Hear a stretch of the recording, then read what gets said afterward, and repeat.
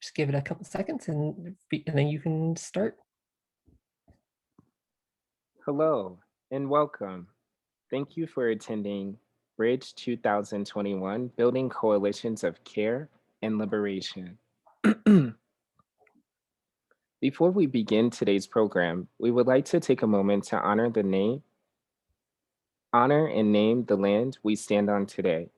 MSU Denver honors and acknowledges that we are on the traditional territories and ancestral homelands of the Cheyenne and Arapaho nations. This area was also the site of trade, hunting, gathering, and healing for many other native nations: the Lakota, the Ute, the Kiowa, the Comanche, the Apache, the Shoshone, and others. We recognize the indigenous peoples as the original stewards of the land, water, the plants, and animals who all called this place home. As these words of acknowledgement are spoken and heard, the ties that these nations have had to their traditional homelands are renewed and reaffirmed. Let us also acknowledge the painful historic history of genocide and forced removal from this territory. We respect the many diverse indigenous peoples still connected to this land on which we gather. We pay our respect to them and we give thanks to all the tribal nations and the ancestors of this place. We also want to recognize the community and families of Auraria displaced by the creation of this campus. For MSU Denver to have a place that we call home. And now for today's program, we are gathered here today to celebrate the annual Bridge Speaker event, which serves as a bridge between Black History Month in February and Women's History Month in March. In the event's 31st year, GITA and its community partners, i.e. Africana Studies, Chicano Studies, Social Work, TRIO, CAMP, Immigrant Services Program, and Student Org Building Allies for Diversity have expanded this event to 2 days of virtual programming and panel discussions. The BIPOC Safer Spaces resolution rose out of a desire to imagine an anti-racist campus on all levels. Bridge invites you to consider MSU Denver's Declaration of Anti-Racism and what it means to engage in anti-racist work in higher education. If you missed the earlier panels in the program, no worries. They will be going up on our respective websites in the near future. We also encourage you to continue these conversations with CMEI's Critical Discussion on Race, a 2-day event hosted by Brother to Brother program at MSU Denver. Tomorrow is day 2, and you can still register on the CMEI website. Lastly, we would like to thank our partners and sponsors of this event, including the MSU Denver Office of Diversity and Inclusion, Jeremy Van Hooser, in particular for his tech support, Sesco, who will be providing ASL and Spanish interpretation services for all 4 panels, CMEI and graphic designer Sina Bryant, and all campus partners who came together for this event. All right, now for today's keynote speaker. Cara Page is a Black queer feminist cultural memory worker, curator, and organizer.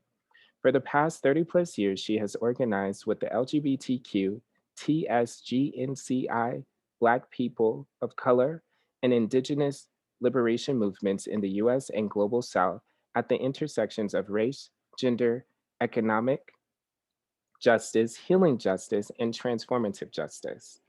She is, she is lead organizer and curator of Changing Frequencies, an archival memory and cultural change project seeking to transform generational trauma from the medical industrial complex. Cara is the former executive director of the Audre Lorde Project and the former national coordinator of the Committee on Women, Population, and Environment. She is also one of the architects of Healing Justice as a founding member for the Kindred Southern Healing Justice Collective. Cara is a recipient of the OSF Soros Equality Fellowship 2019-2020 and an activist in residence at the Bernard Research Center for Women. Cara Page, thank you for joining us today. Yes, thank you so much for that beautiful opening. It's my honor to be here with all of you and to be in community. I just want to give deepest gratitude to the organizers who organized this event tonight. And I'm deeply honored to be here, transcending geographical borders to transmit from Brooklyn, New York on Lenape land to Denver. I want to give special thanks to Dr. Kat Martinez and Nettie Rodriguez and the Gender Institute for teaching and advocacy at Metropolitan State University of Denver, and to all the partners who made this event possible, and special thanks to the interpreters and the tech team behind the scenes creating this powerful space to make it possible. I was invited this evening to speak to this moment of elevated resistance against white supremacy, anti-Black racism, and xenophobia against communities of color, and to discover with you in this time what deep transformation is possible amidst immense change, immense pain, and fragility of this planet, this nation, and this globe towards our collective survival and livelihood.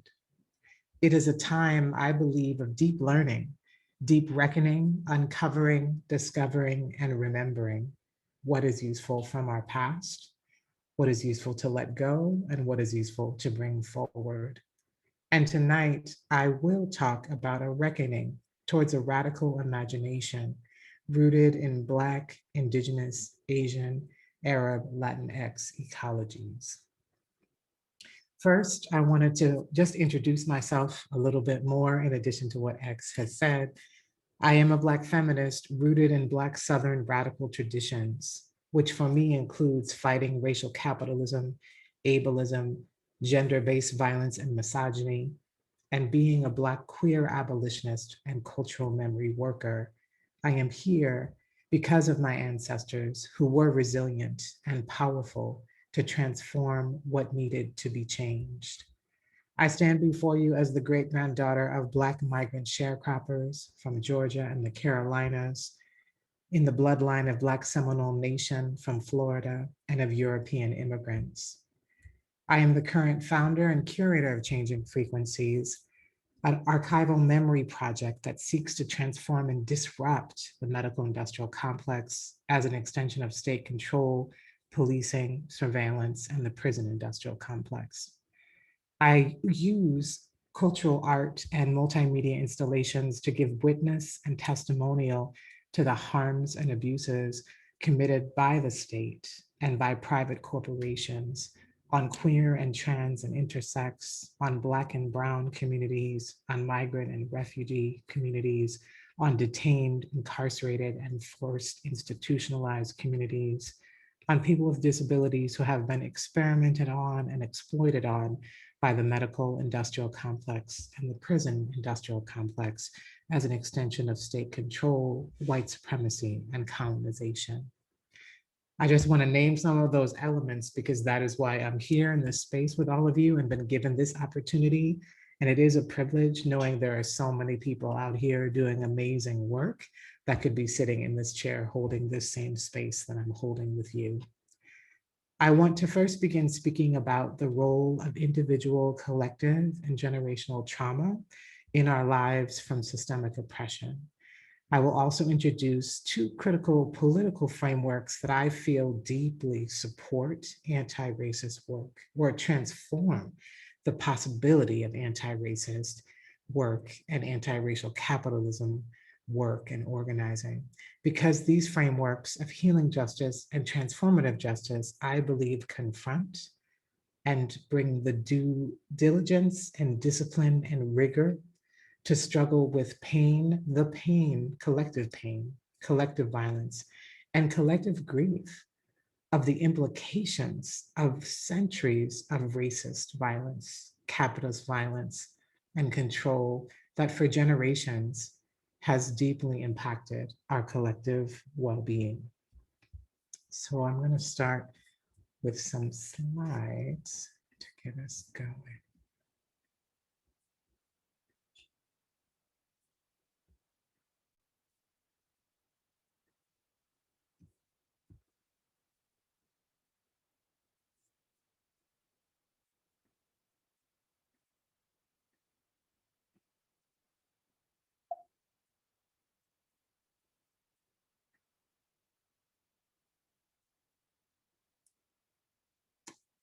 slow load, so hold please. As it comes up, here we go. So generational, individual, and collective trauma, what is it? Just to share my definition and how I'm introducing it this evening.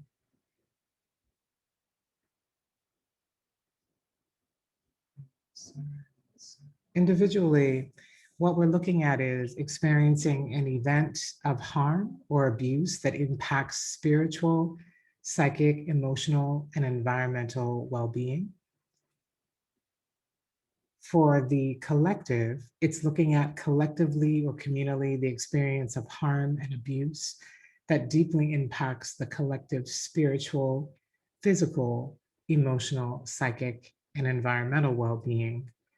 And generationally, looking at the impact of trauma on the memory of an original physical or emotional wound from our ancestors, something that has happened long ago that is still deeply embedded in the memory, that traumatic incident, though we may not have experienced it, that being of colonization, attempted genocide, slavery, that incident is pulled forward into the next generations on a cellular level, and that passes onwards to the next generations. And inside of that is generational grief that's most often is unhealed as that generational trauma moves cell to cell, DNA to DNA, to the collective body of communities. So I believe strongly that in this work of liberatory practice and transforming racial injustice, transforming racial capitalism, we have to understand the relationship to trauma, both individually, collectively, and generationally, how this is deeply embedded in our work as organizers, as movement builders, as scholars, as academics, and as cultural workers and healers. How will we change not only racism, systemic racism, but also the collective grief and trauma that has evolved from systemic racism? I want to show this visual here of generational trauma, just putting trauma in the center, looking at, apologies, I'm having a hard time showing the whole view, but essentially looking at trauma at the center, individual, collective, and generational. We're looking at trauma from capitalism and racism, trauma from ableism, systemic oppression, right, of trauma of ableism, Christian supremacy, patriarchy, adult supremacy, heterosexism, and racism, including anti-Black racism, is understanding how that on a vibrational level, but also on a physical, emotional, mental, developmental level has deeply been embedded in how we organize and how we move in formation with each other. That we are in constant struggle to heal or not to heal from this unresolved grief, from these levels of trauma, from systemic oppression. We're also looking at how do we transform trauma on a cellular level, from racial capitalism, colonization and slavery, population control and eugenics. These old archaic ideas that have allowed our bodies, our minds, our spirits to be dispossessed, for our communities to be treated as subjects, as objects, and for our communities to be exploited and experimented on. These are elements of ways trauma has manifested. In response to wanting to heal and transform generational trauma, in 2005, several Black feminists and a community of healers and health practitioners, that's doctors, nurses, social workers, cultural workers, and organizers, explored in the South, we explored what are ways we want to transform generational trauma from anti-Black racism, from xenophobia, from racial capitalism that was deeply embedded in living in the South in this country. And understanding that even in the 21st century, we were still deeply wrestling with unresolved grief from generational trauma. And so with that, we began the Kindred Southern Healing Justice Collective. And as a Black feminist-led, multiracial, intergenerational, queer, and allied network of Southern social justice healers, health practitioners, birth workers, therapists, social workers, and organizers, we sought to begin organizing integrative collective care models. We started to ask the question of movements. How do we make sure in the South, when we are moving in formation in rallies, political campaigns, how are we centering collective care, safety, and well-being? And how are these elements rooted in movement building so that we're not only thinking about healing or wellness as separate, something out here, but actually as integral to the political strategies of our movements. And here I want to say, we didn't mean self-care, though that is important, that people are taking care of themselves and prioritizing their own needs, desires, pleasures. But what we meant is, how are we building infrastructure for the collective well-being and power of our people as communities of color, as Indigenous communities, as people with disabilities, as queer, trans, and intersex and gender nonconforming, as working class communities and poor communities, as incarcerated and detained and institutionalized communities, those most marginalized, those of us that have been expendable and left behind. How do we make sure that our collective care and safety is central to our survival and our liberatory practice? I want to move into a few more slides just to get us on the ground with healing justice and then transformative justice. Healing justice is a political strategy created to intervene, as I've said, on generational trauma from systemic violence and oppression, from policing and violence, to remember and recover and discover ancestral medicines and new traditions, and bringing forth old traditions that center our psychic, emotional, physical, spiritual, mental, and environmental well-being for our collective liberation. In the early 2000s, these were new, not new, this is part of a lineage, right? We always look back to the past and ask the question, what movements, what liberatory practices have we known that have allowed us to survive attempted genocide and slavery in our communities?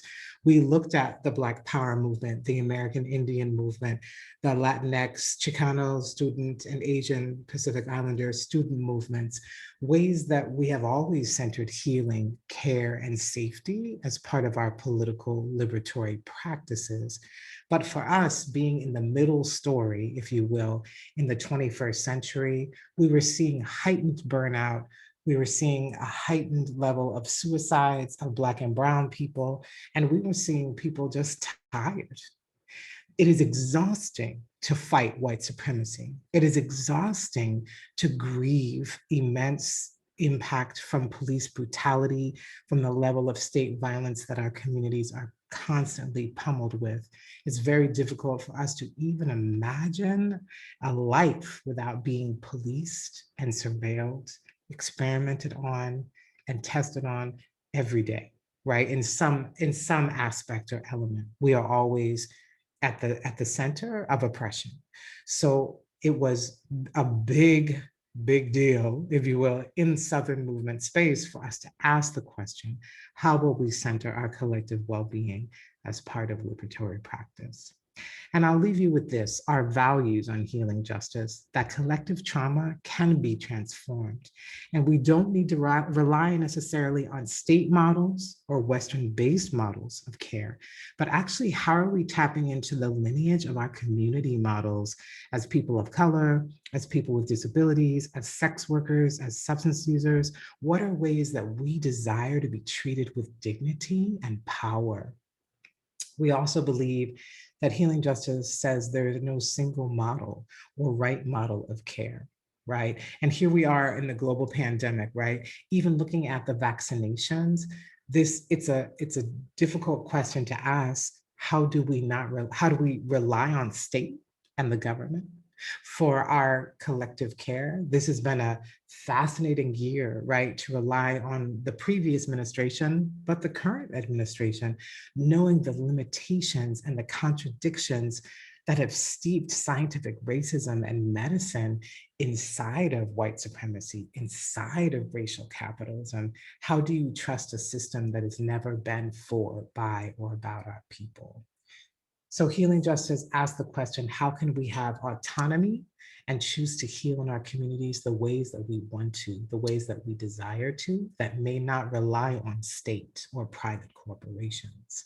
And how do we insist on healing strategies that are rooted in our context and conditions, rooted in Black and Indigenous Southern ancestral traditions, always holding a lens on anti-capitalism, and for us as abolitionists, centering disability justice, reproductive justice, environmental justice, and transformative justice. So I'll go to transformative justice as the next piece. And that is, as a foundational to healing justice, transformative justice is another political framework that I truly believe when we're doing anti-racist work also needs to be tapped into.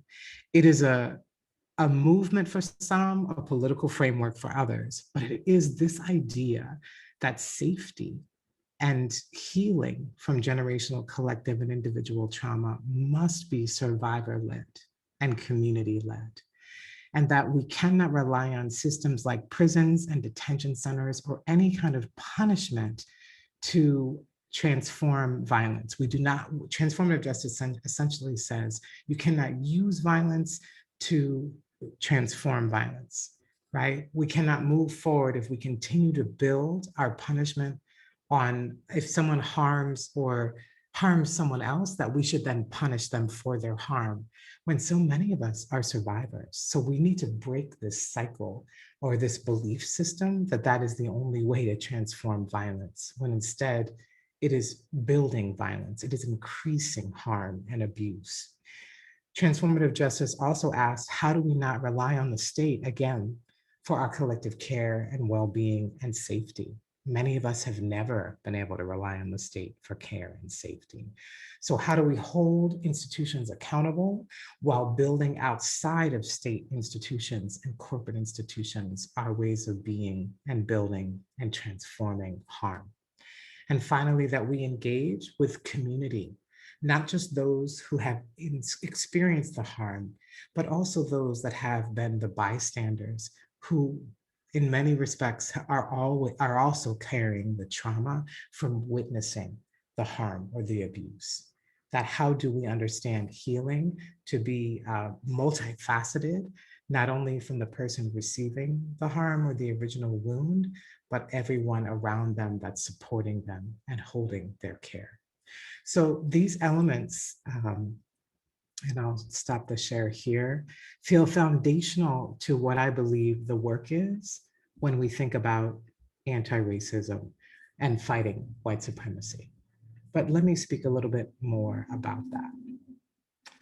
So we are here in this moment in the relationship of understanding systemic oppression inside of a global pandemic, understanding the cumulative effects of colonization, slavery, policing, and state violence, as many things have been revealed, not only from COVID, right, but from the police brutality that we've witnessed, from the resistance, from the resistance against heightened fascism, anti-Black racism, and xenophobia that we've experienced in this past year alone.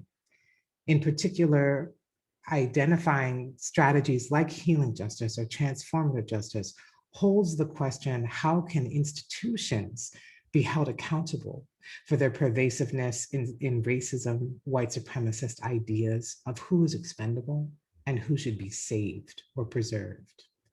Everything we've been taught to believe in on who can be healed or who is diseased or a predilection to be criminal or impure is deeply embedded in white supremacy, in ableist supremacy, and gender supremacy. When we talk about trauma and healing inside of movement or as a political paradigm, how do we name that critical to our political liberation and critical to transformation is to understand how will we take care of ourselves and each other. These are important questions to ask of our movements and our institutions when we are being asked to meet this moment of a global pandemic, this moment of increased resistance against patriotism, US imperialism, and colonizer ideas. What is most important from healing justice as transformative justice is that we recenter our relationship not only to collective grief and generational trauma from white supremacy, but we recenter our relationships to each other, and we understand what it means to build power outside of colonization and slavery, outside of racial capitalism. What can we imagine? When I was asked to speak to this community in this particular moment of the work you're holding around your resolution, I was asked to remember what are the coalitions and formations we should call on to push our understanding of what it means to build power together, that is power with, not power over, and does not sacrifice the many for a few, but actually brings everyone forward together. And I want to give deep respect and memory to some formations and coalitions and collectives that I believe carry these kinds of values of power within and together. The harm reduction movement in this country that began to lead in an analysis for valuing those most outcasted and pathologized, especially queer and trans people, sex workers, substance users, formerly incarcerated and institutionalized survivors. Those communities that created spaces like needle exchanges and herbal clinics to meet the needs of communities when no one else was caring for their safety and well-being. What does it mean to build spaces of healing and care, safety, and power, like the Black Power movement and the Young Lords and the American Indian movement that centered health and healing as integral to the political liberation of their communities, of our communities, and understood that institutional change must include how we change our hospitals, our schools, our ambulatory care, our clinics, to meet the needs and desires and the safety and well-being of Black and Brown people and immigrant and refugee communities. Because we do not start with feeling safe. We do not start with feeling that we can enter facilities or these institutions that are deeply rooted in white supremacy and capitalism. We are often carving our way, making a way out of no way to feel safe. But these are often falsehoods, right? Safety is a funny word. Can we ever feel safe in institutions that we know have been built on the backs of our people? Giving deep honor and gratitude to Black scholars like Dr. Joy DeGruy and her work on post-traumatic slave syndrome, or Dr. Maria Yellowhorse Braveheart and her work on unhealed grief from historical trauma of Indigenous tribal nations. These women and scholars are asking the question in the field of trauma, how do we move in formation, in coalition, in collective space that values we must heal while we are building power? I want to give a deep honor and gratitude to Global South feminists, to Global South farmers, healers, root workers, and human rights defenders who are fighting immense fascism that is even more heightened during COVID-19, yet are surviving and building out of a body of work over the last 2 decades in particular that has allowed communities, poor communities in the Global South, to fight attempted genocide, fascism, US imperialism, and forced migration and torture. I want to name healing justice as part of this lineage because we are drawing from what we believe we can create that can make it possible for us to build our futures, and to not always draw from places that say we are only survivors, that we are only subjects, objects, but that we are instead visionaries and are able to build truth and new futures out of something we may not have yet even seen before. I want to honor transformative justice as a political movement and or political strategy that is building I've seen over this past year, multiple transformative justice collaboratives or collectives forming, saying we will not rely on the prison industrial complex to hold harm or abuse or say that they are somehow transforming violence. We want to shut down any idea of the persecution and punishment of more Black and Brown people when it is not changing our reality, nor is it healing or recovering our past. Mariam Kaba, a prominent leader in TJ organizing, says, quote, and TJ is an overarching framework. It has at its core the idea that we cannot end violence with violence. Transformative justice seeks to prevent, intervene, and transform harm and violence through non-punitive accountability. And as such, transformative justice embodies and promotes an abolitionist politic that demands the end of prisons, that demands the end of policing, and the end of surveillance, which are inherently violent. Again, I say, before moving to the next part, I wanted to highlight these frameworks because I believe these are transformative frameworks that come from us, from our people, our lived experiences that are by us and for us to expand our view and imagine what is possible outside of anything we may have known before, because we may not be able to remember this. We cannot remember what it was like before slavery, before colonization, and we've been so disassociated from what is possible as the repercussions of systemic violence and oppression. Yet what I believe it will take for us to build and survive racial capitalism and systemic oppression is to face our own fears and imagine that we can heal and transform and interrupt from these systems of oppression and actually build things that are outside of punishment and outside of violence and outside of harm. Let's talk about this year, from COVID-19 to abolition. The pandemic gave us pause to begin to wonder, how can we survive while relying on the US government for our safety and well-being? I mean, it was about a year ago, right, when we were all about to go in for a long period of time.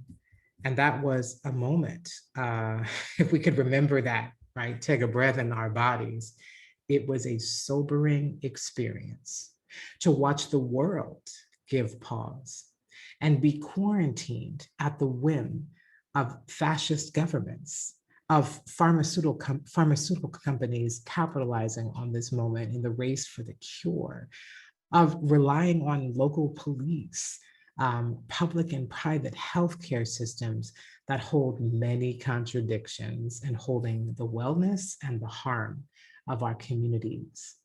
Many of us don't draw on these muddy waters, if you will, for resources. Many communities will not go to the hospital. They will stay home. And we witness the immense risk people took to survive COVID, and many times that ending in their death. This is an overwhelming moment, yet what we saw was powerful formations of response. Communities building mutual aid networks, people coming out saying, how do we take care of each other outside of systems that may be deep sites of oppression and racial capitalism? And so for communities of color, for immigrants and refugees, for indigenous communities, for incarcerated people, people with disabilities, we were looking at ways to not rely on systems that pathologize and outcast us and police us, even inside of a global pandemic. For many of us, we were asked to rely on a public healthcare system and depend on our collective care and safety, but we chose to do it in pods, in community, with family, chosen family, some blood family. We watched the possibilities as the collective nervous system of our communities was heightening and climbing. We were mourning and grieving and releasing a captured tension of not only waiting for the virus, but willing to risk our collective survival. And as we watched increased police brutality, anti-Black racism, heightened anti-Asian xenophobic violence, and war divide and a divided nation under the falsehood that a virus would only travel by state, right? That one by one, we watched this virus be treated as if it didn't cross a state line instead of looking at a national response or a global response. But that is what racial capitalism does, right? It divides and conquers. And this idea of who is expendable and who has the right to survive really showed up, right, in this pandemic. We witnessed the collective nervous system respond in fear as the rush of anti-Asian violence increased in this country and in the world because of an administration that reverted back to the racist tactics of yellow peril, an old, centuries old global phenomenon of criminalizing and pathologizing Asian communities under this idea that they are diseased or threatening to the preservation of the white, wealthy, capitalist elite. During COVID-19, we reckoned with the death of Black people at the hands of state violence and police brutality. George Floyd, Breonna Taylor, Daniel Prude. These are not ideas rooted in collective care and safety. These are lives that were lost from these ideas of slavery that continue to watch the demoralization of Black people, of migrant people and refugees be surveilled and terrorized by systems of police.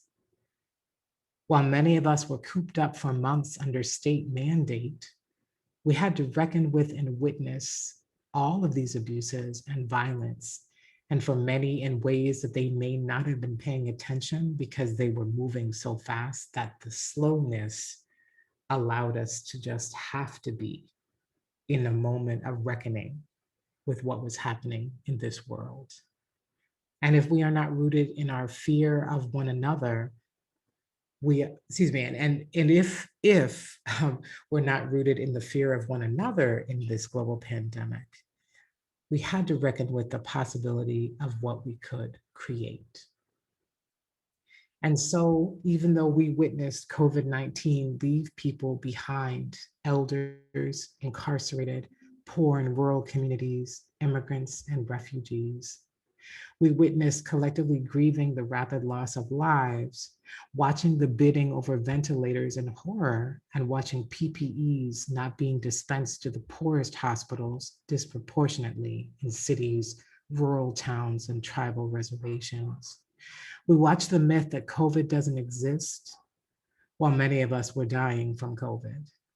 And the truth of a lockdown that showed the huge racial, class, gender inequities amassing thousands of homeless poor communities who were evicted, lost their jobs and healthcare overnight.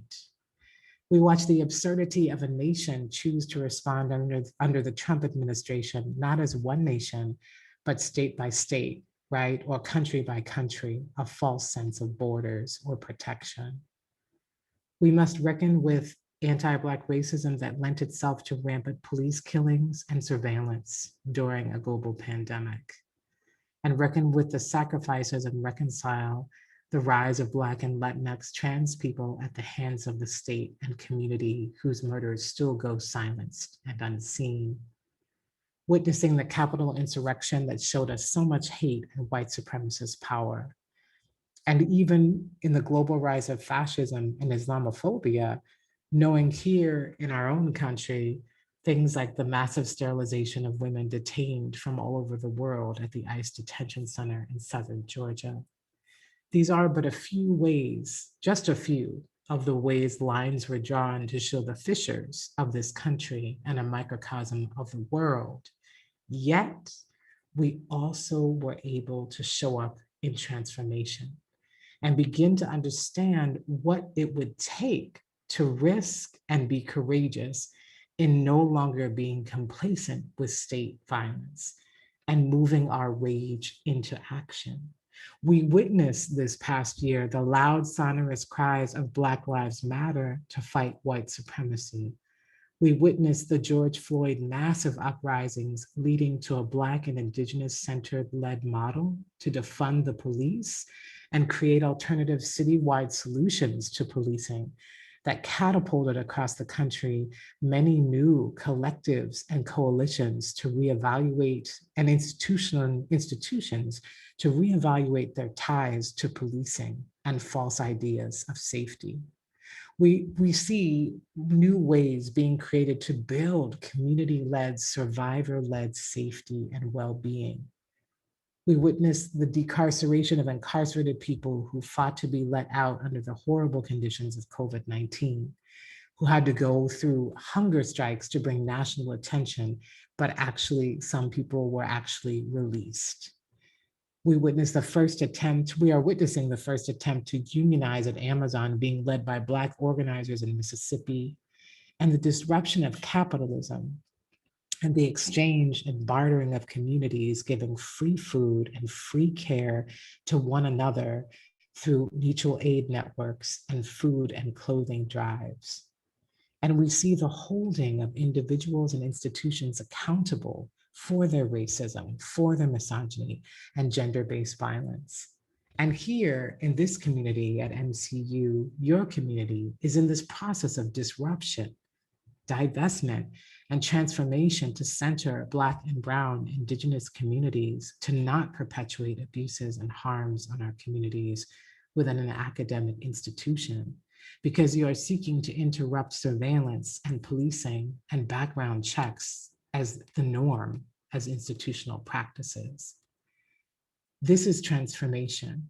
I began this talk today with this idea of memory and generational trauma, because I believe it will take memory, it will take a reckoning and reconciliation to understand what the violence has done to our communities, to our institutions, to our ways of being, that we can no longer justify racist, capitalist, ableist beliefs used to sort and sift and categorize who is worthy, who is valued, who is pure, and who is fit to be preserved and saved. We will not heal until white supremacists and institutions rooted in white supremacy reconcile with these ideas. And as James Baldwin said in one of his many speeches, this country is based on believing that Black people have a predilection to becoming monsters and criminals, that we are the ones to be hunted and punished and controlled. Yet the white colonizers need to take responsibility and make themselves criminals and monsters. The root of white men's terror, Baldwin says, is that you cannot lynch me and not become monsters yourselves, unquote. What will it take to reckon with our past and to build new futures that don't sacrifice Black and Brown bodies, but honor what is sacred? What will it take to be transformed in this moment? Because we cannot go back to what was. What is normal? We don't even know what that means anymore. We are now pushed to live in a new moment, in a new cosmology, because we have gone through this collectively together.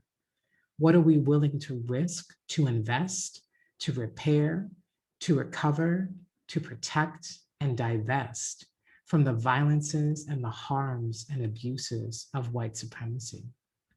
It is time to draw new cosmologies of possibilities that center a new struggle, that center new disciplines and rigor to come together and build power, to collectively understand what it will take to survive on new terrains that center Black and Brown people, Indigenous people, that center our collective power, our collective well-being, and our collective safety. that will abolish systems that do not repair harm nor heal the violence. I follow the voices of Fannie Lou Hamer, of Ella Baker, of Toni Cade Bambara and Octavia Butler, my Black heroines that blaze a path towards new thinking, new transgressions of power and ecologies that asked us and asked of us to be determined in creating something we may have never seen before and leave no one behind in that imagining. I believe we need to lean into new formations that will struggle together to heal together and do deep study and rigor on what we can build towards the future. This moment has changed us, or can we let it change us so that we will not go back to what wasn't working before? We have seen things now. For those of us that weren't awake, I hope many more of us are now awake. We have the potential to break through impossibilities and to become new possibilities, because in this threat of a virus, that virus being COVID-19, that virus being white supremacy, that virus being racial capitalism, we have to lean into the impossible and begin again. We must draw on the legacies of movements and formations and collectives and coalitions that have transformed us to build new movements, new coalitions, new formations that will bring us forward so that we remain fierce, adaptive, and transformative in the wake of what is to come in a planet that is dying. I want to close with the values of healing justice rooted in Southern Black radical traditions. What we believe in this political frame is that we can imagine what is possible, that it will take Black feminism believes in Black radical imagination. Healing justice believes that we all can use radical imagination from the lineage of our ancestors. Wherever you are in your lineage, what is your rightful place? What is your relationship to land? What is your relationship to people that you want to honor with dignity and grace? What is your relationship to work and economy that values people over profit? What is your and our relationship to our collective bodies, our collective well-being, our collective survival? How do I know you will harbor me? Do you know I will harbor you? We have to build political trust and understand, if we cannot trust each other, at best, can we struggle towards a liberatory practice that allows us to begin to understand what it means to build collective safety, well-being, and power together. Thank you.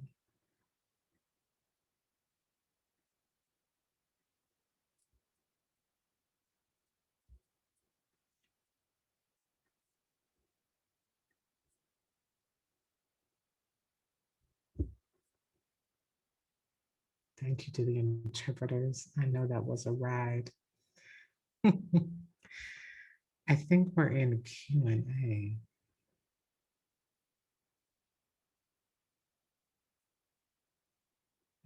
Okay, so I see this question. I'm going to go for it. How can students begin to engage in the different forms of activism and advocacy? Specifically, how can students push campus leadership to adopt policies that are close to their hearts, especially when there is resistance because of budgets, right? And this is interesting because I feel like this should be an open floor for us all to have this political conversation, but I do believe in everything that I just said, so I don't want to say it over and over again. It's like, unfortunately, we're putting all the energy on the numbers and not on the dignity and the quality of life for the people, right? So I guess my question would be, how are we imagining what is the stuck place?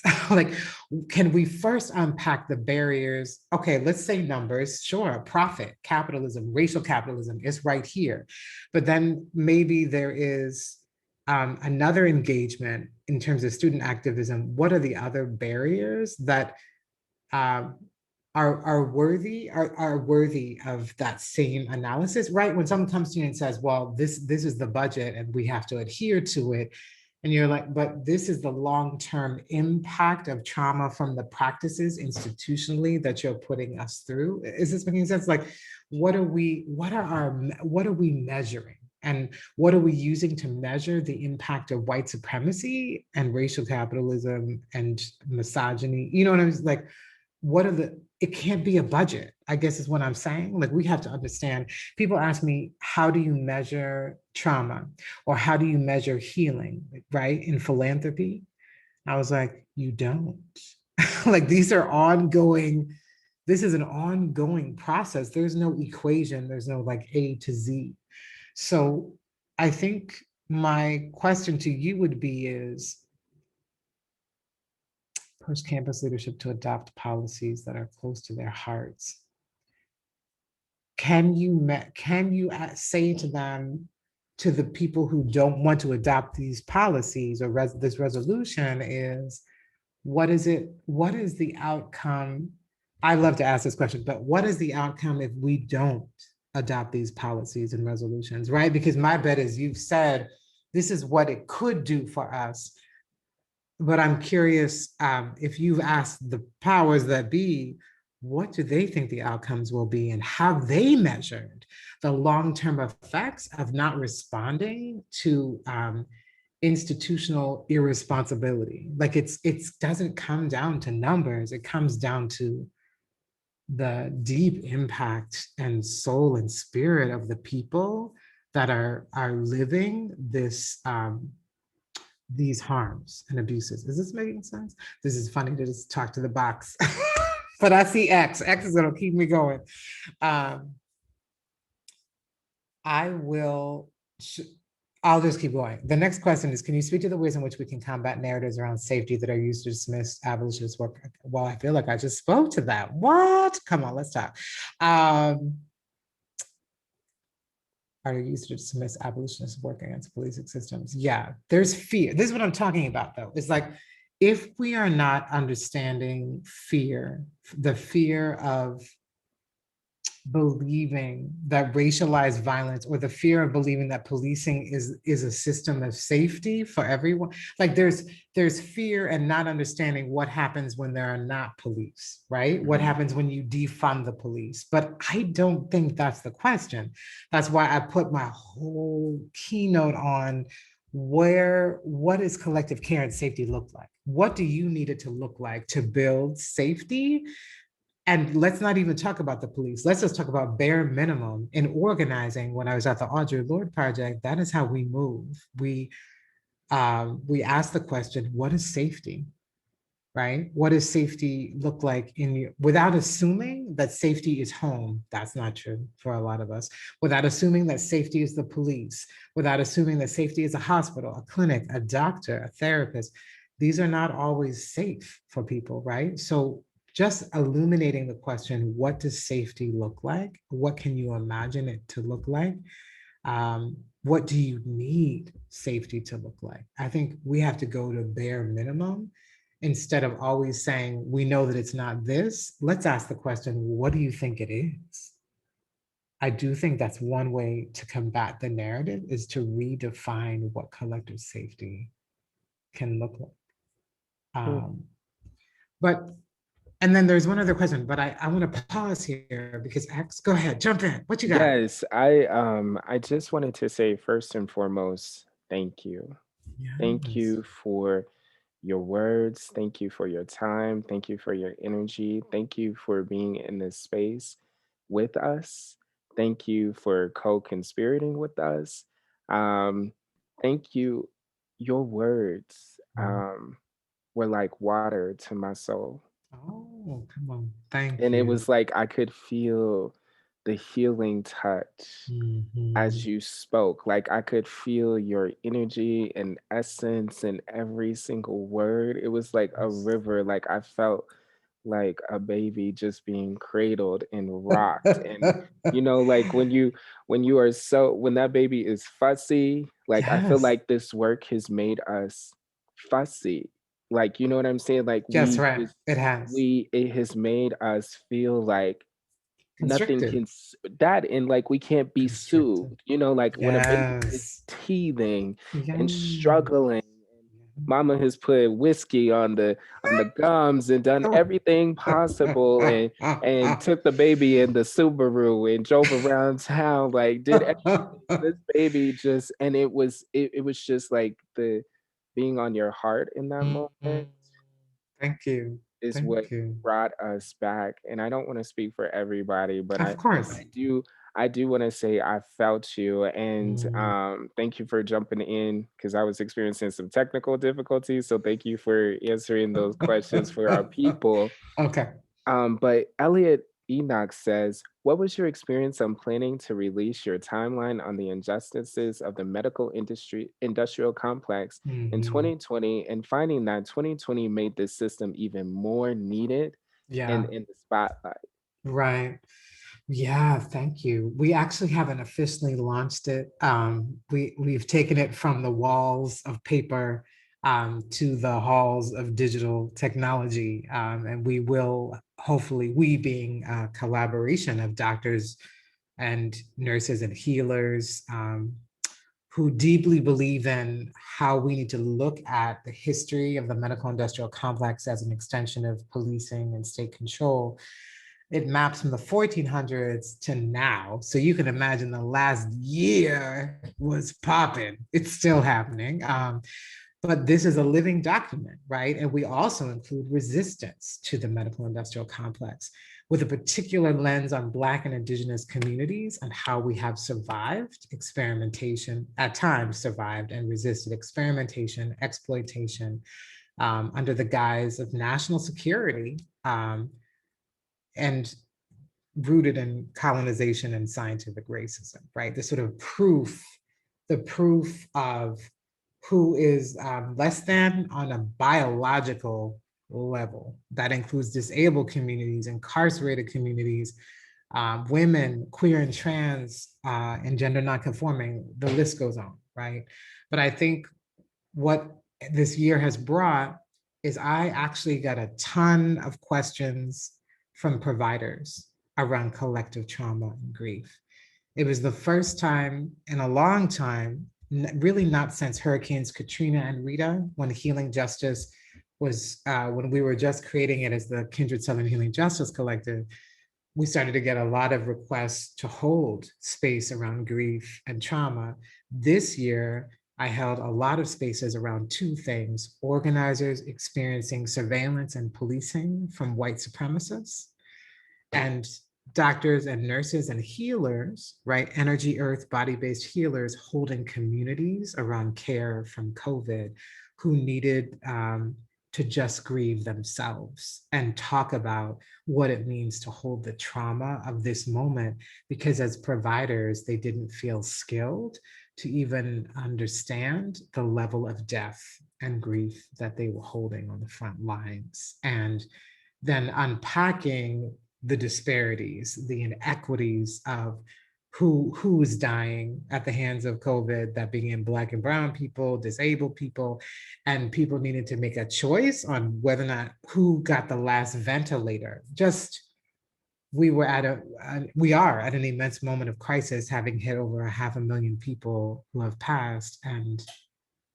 it has been a moment of understanding.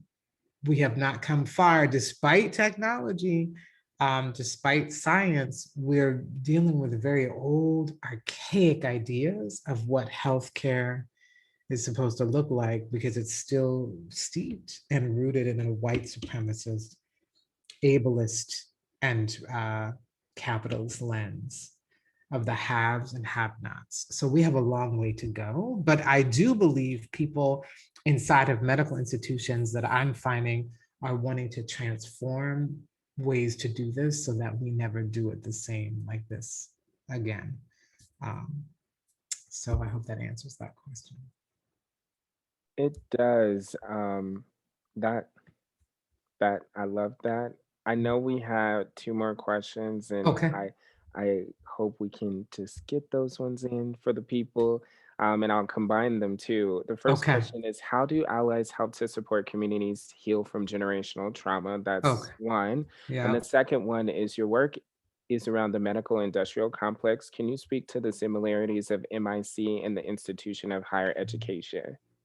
Yes. Okay. I'm going to start from the back and move forward. So, as I was trying to convey in my talk, we're in a moment of holding institutions accountable, period, right? Like you're seeing, I think, an opportunity for institutions, be they higher education, be they hospitals, be pre-med schools, clinics, actually being put on the line to say, how are you being accountable to the racist, ableist, classist harm and abuses that we've experienced during COVID? Obviously, all of this before COVID, but understanding this is a heightened level of need, right? And where are we able to assess in light of police brutality, a rise of white supremacy and patriotism in this country that is really, taking to the level of lynch mobs, and then anti-Asian xenophobic violence that we're witnessing. This is I mean, we could go down the list, but these particular heightened moments that we're watching or experiencing directly, we cannot separate, right? You're watching teachers from higher education go to the lynching mobs. Like there's no distinction. It's like, how does their institution, if not holding them accountable for attending these kinds of violent gatherings, and we can no longer be complicit with regulating or normalizing people's individual choices to contribute to a history and lineage and a future of racialized violence and terror. And so here you are looking at institutions like policing, higher education or medical institutions, asking, how are you a part of the lineage that is allowing for racialized terror to exist within your institutions, in the beliefs and the ideologies that you're teaching, in the beliefs and the ideologies and practices that you're allowing to pervade through not holding people or institutions accountable. I don't think there's a line anymore, y'all. Like I think and if there was ever a line, it's very blurry and undefined. That's why I do believe this is a moment, because vibrationally, everything's shaking up. Everything got tossed up and dropped back down. So let me go back to the first part of that question. I think I lost it. Wait, where did it go? The question about higher education, right? Yes. So there was the one about the MCI and the Institution of Higher Education, and the second one was, Parallel. how do allies help to support communities heal from generational trauma? Right. So I would say, how are you going to interrupt the narrative? One, that generational trauma doesn't exist, that we are not on a cellular level experiencing the memory and collective grief. I would also say, as allies, you are experiencing it too. So I would ask, I think the role of allies is to understand, how does generational trauma impact your lineage and legacy of being connected to slavery and white supremacy? Like, how will you heal from that and help your families, your lineage, to change and transform as they move forward? Because you're carrying that same grief, it's different, but how will you resolve it, own it, reconcile it, and not participate in the perpetuation of it? That was so good. I felt that in my soul. I said, okay, We all need to do some work. It's different work. okay. It's different work. That's right. Mm. It's And different work. I um I wanted to add a little piece. Yes, The please. anger Yes, that rage. arises Rage. when Yes. You are going through trauma. There Yeah. was a conversation today on the during the critical race conversations earlier with brother to brother, and we were discussing anger. And one of the things that came up was anger begets anger. And I said, you know what? Mm, I said, I don't necessarily agree with that. I said, that's because right. sometimes anger is as a result of PTSD Yes. generationally. And so Yes. how do we change it on a cellular level? I like That's right. my intellect knows don't respond in anger, but my Mm, spirit feels anger. My body feels anger yes. viscerally Yes. because of the injustices, because of the inequities. And where do you go to get that out without That's right. being you categorized or typified? In Mhm. my case, an angry black man, but other That's people right. entities. And so That's speak right. to the people who the allies are there Yes. to help go through this process of how Mm, do you heal that generational stuff, because it shows up differently, as you mentioned in your presentation. It shows yes. up differently for different folk, like That's our right. Asian That's folk, our right. indigenous folk, our black folk, our brown folk, our white folk, Yeah. our red folk, our yellow folk, our trans Yeah. folk, our That's right. LGBTQIA folk. Like Yeah. the the manifestations are different. So how do we center and house it? That's right.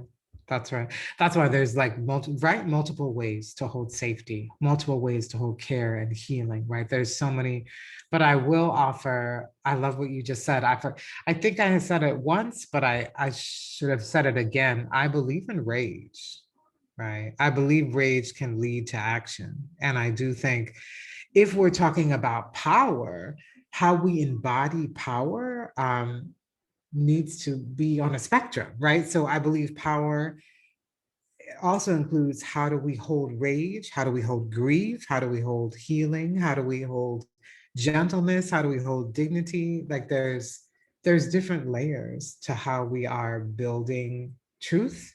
And I think rage moves us to action. Stagnant rage doesn't, but I think but rage that moves through you to power, I think is very necessary for transformation. Very necessary. Mm. We You got to. you you are setting the people free, because we get Thank scared you. when it comes to anger You're sometimes. right, exactly. So I appreciate you naming it, Mm. especially Black people's anger. Yeah, people Okay. fear it. People fear it.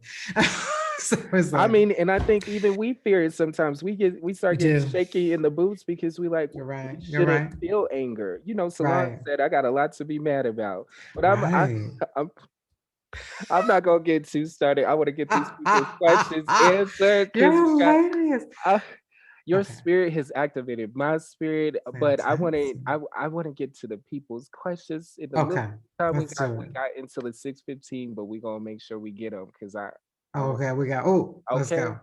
So, regarding the safety and policing, what are your thoughts about demilitarizing and redirecting funds for police forces in a nation where the populace is militarized?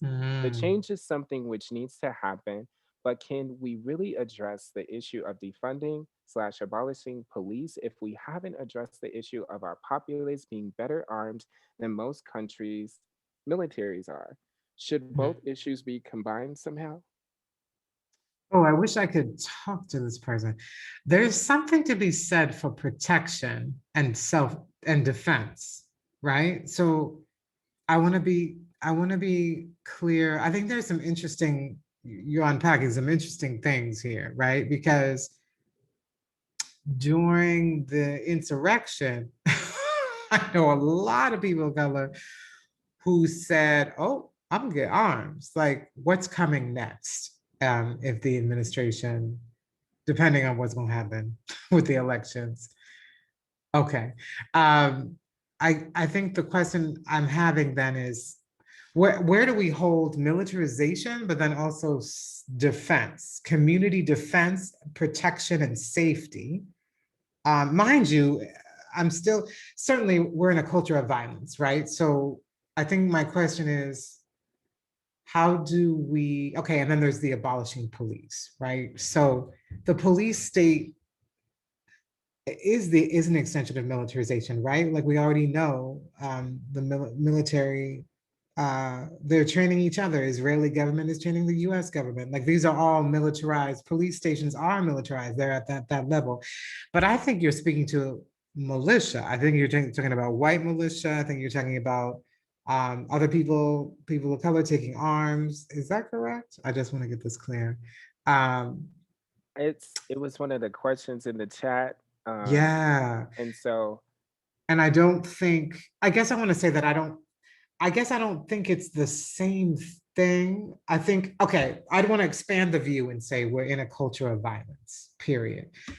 So let's get down to the nitty gritty of what that means then to take up arms to protect and defend community versus to protect and defend systems that have been used to, well, I would say enslave and police communities. Like there's, it's the institutional backing of that is distinctly different from communities now than communities using arms against each other.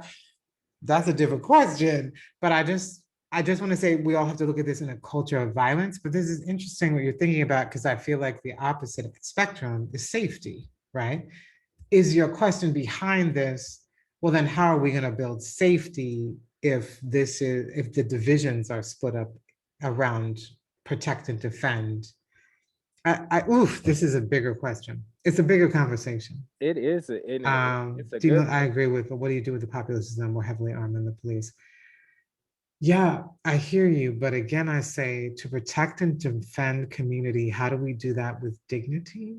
And I'm not sure that I'm opposed to that. So I'm opposed to a culture of violence that that permits this is tricky. I'm opposed to a culture of violence that doesn't allow us to imagine protecting, defending, and being safe in our communities. Um, I think there's more to explore here. Yeah. I don't want to leave out some of these other questions. So the last one that we're gonna end off on, and I'm gonna do my best to get you the other questions from other people Okay. besides this one, so we can Okay. keep the conversation going. I saw a vision of you Question. speaking to the cosmos around safety. I said, "Ooh, I had to share that with you." Yes. Okay. Let's talk Um, about it. so the question I wanted to leave off on, and thank you so much for everything you've done for us, but it says, do you With have you. any words or advice or encouragement for students of Mm, color on campus navigating, asserting our safety, ooh, back to the safety that's needs right. in the face of white peers, staff, and faculty whose sense of safety is rooted in policing and white tyranny? Right. So, wow, that's powerful. Thank you so much for asking that question. I believe in everything that you're doing. I read the resolution over and over again. Maybe I'm calling it the wrong thing, but I think you all are spot on what you're trying to do here institutionally. And I do believe, one, I hope that you're taking care of yourselves and each other. Like, I just want to say that up front, right? This is exhausting, psychically exhausting work. Having been myself a student organizer on campus against racial oppression, um, I understand. I can imagine what you're going through. So, one, I just want to say, how are you taking care of each other on this? Two, I think you need to assess risk. Like you've already mapped your conditions. You're already institutionally, you're opposed to what the institution has to offer you. I would want to make sure that you have assessed risk on who and what you're willing to deal with and how far you're willing to go. I think it is important for us as people of color to know our limits before we're pushed to those limits. Does that make sense? Because I think that's the danger of white tyranny, right? Is that um, it's this perception that they're the ones pushing us to our limit. We need to know what our boundaries are before we get there, right? So that we can choose how far, how wide, how deep we're going to go.